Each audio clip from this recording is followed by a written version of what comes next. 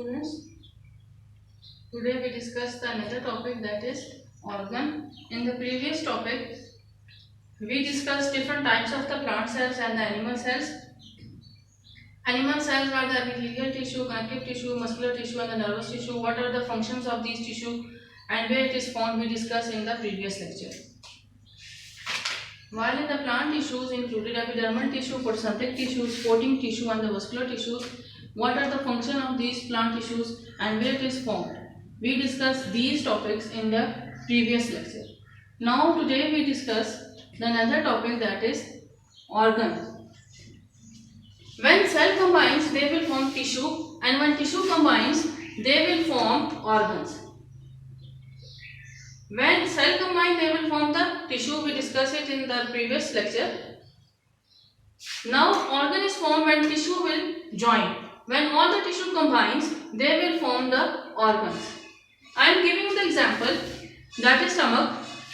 It is the organ to digest the food. Stomach is the organ which can digest our food. So this organ, that is the stomach, is formed. We discussed is that organ is formed by the tissue combination, and the stomach is formed by the tissue. Which tissues? Epithelial tissue, muscle tissues, blood tissues and the nerve tissue. These are the different tissues which join to form this one organ, that is called stomach. मैं आपको उर्दू में बताती हूँ, ये जो हमारे main digestive system में जो हमारा स्टमक है, ये हेल्प करता है डाइजेशन ऑफ द फूड. ये जो हमने स्टमक जो बनेगा हमारा, ये डिफरेंट टिश्यू की कॉम्बिनेशन से बनेगा. और इसमें कौन कौन से टिश्यू कंबाइन करेंगे इस ऑर्गन को बनाने में? वो थे epithelial tissue, muscle tissue, blood tissue और नर्व टिश्यू. ये जब आपस में मिलेंगे तो हमें एक ऑर्गन मिल जाएगा, that is called the stomach. Second example मैं आपको दूंगी इसकी कि लीव. प्लांट के अंदर जो लीव है, it is green in colour और इसके अंदर प्रोसेस ऑफ फोटोसिंथेसिस हो रहा है. फोटोसिंथेसिस के बाद लीव के अंदर फूड बन जाता है. अब ये जो ऑर्गन है, लीव जो ऑर्गन है, ये भी टिश्यू की कॉम्बिनेशन से बनेगा. जो हमने इसको शुरू में डिस्कस किया दैट टिश्यू जब बनेगा तो ऑर्गन फॉर्म हो जाएगा. तो लीव ऑर्गन जो है वो बनेगा by the combination of the tissue. और इसमें जो टिश्यू यूज हो रहे हैं epidermal tissue, photosynthetic tissue, vascular tissue. ये जो तीन टिश्यूज के साथ कंबाइन करेंगे तो एक ऑर्गन बन जाएगा जिसे हमने लीव ऑर्गन का नाम दिया. मेरे ख्याल से इसमें कोई डिफिकल्टी आपको नहीं रही होगी.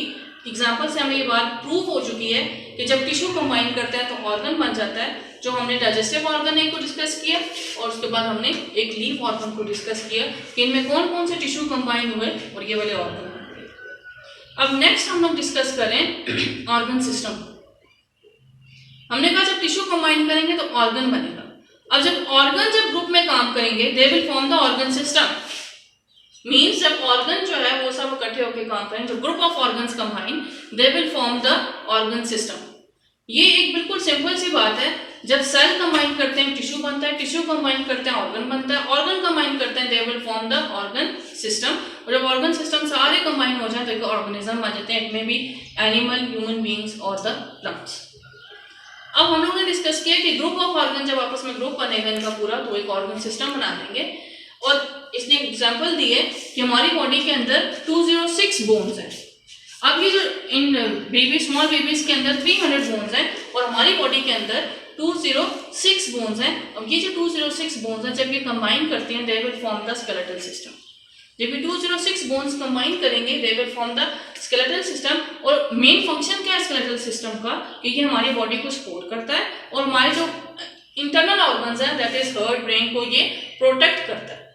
अब स्कल जो है वो किसको प्रोटेक्ट कर रहा है? हमारे ब्रेन को.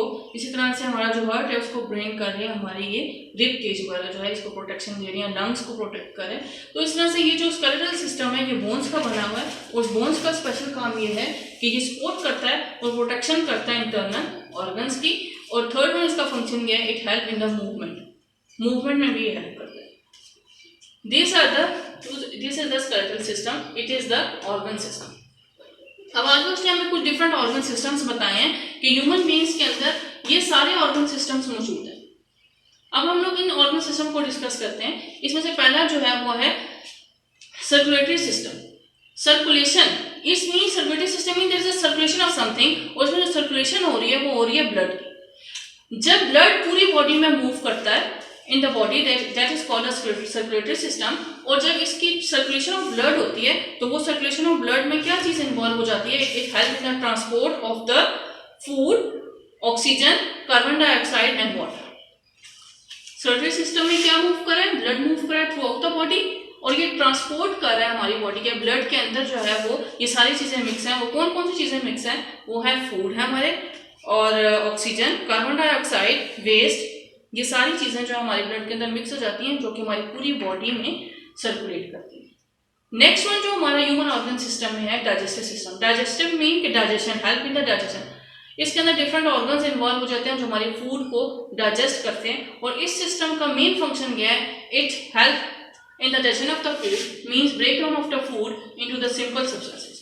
वो बिल्कुल जो फूड होता है वो छोटे छोटे पार्ट्स में डिवाइड, छोटे छोटे हिस्सों में डिवाइड होकर हमारे ब्लड के अंदर वो फूड मिक्स हो जाता है, और वो ब्लड के साथ फिर उसके बाद सर्कुलेट करता है वो पूरा फूड। इस mean digestive system is the system in which food is broken down into the simple form.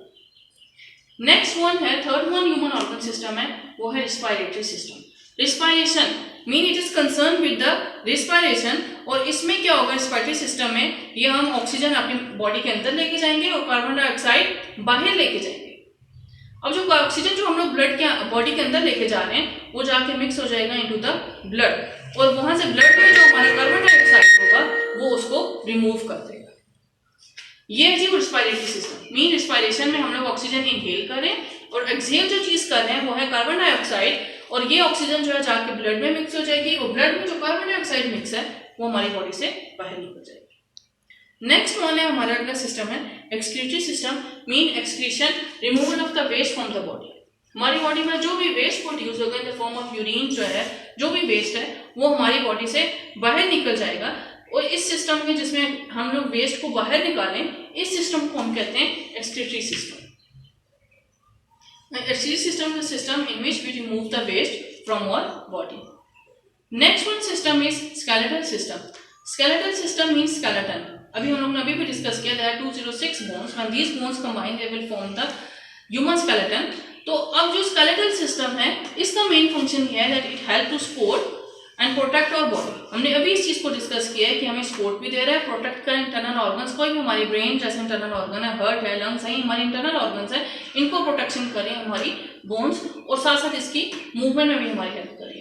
Which means skeletal system is the system in which it gives force and protection to our body.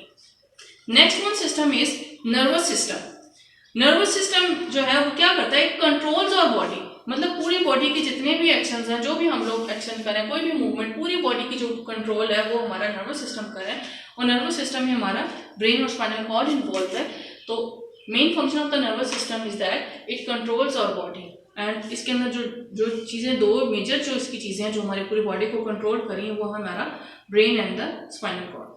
Next one है हमारा muscular system. In the muscular system में ये होता है कि वो bones के muscles जो है वो वर्क विद द बोन्स के साथ वो मसल्स हमारे अटैच होते हैं, और ये मसल्स जो है वो हेल्प करते हैं in the movement of the body. Muscular system works with the bones to help the body to move. This is the muscular systems. ये मसल्स जो है हमारे बोन्स के साथ जुड़े हुए हैं, अटैच्ड हैं, जो बाद में हमारे मूवमेंट में, बॉडी की मूवमेंट में हेल्प करते हैं। Next one is reproductive system. It is a process in which we produce the young ones. Producing of the young ones is called reproduction, जिसमें आगे जनरेशन जो है वो आगे ऑफस्प्रिंग्स बच्चे पैदा होना शुरू हो जाए, that is called the reproductive systems. कितने मिनट थी? 9 मिनट। 9 मिनट थी क्या है सेकंड?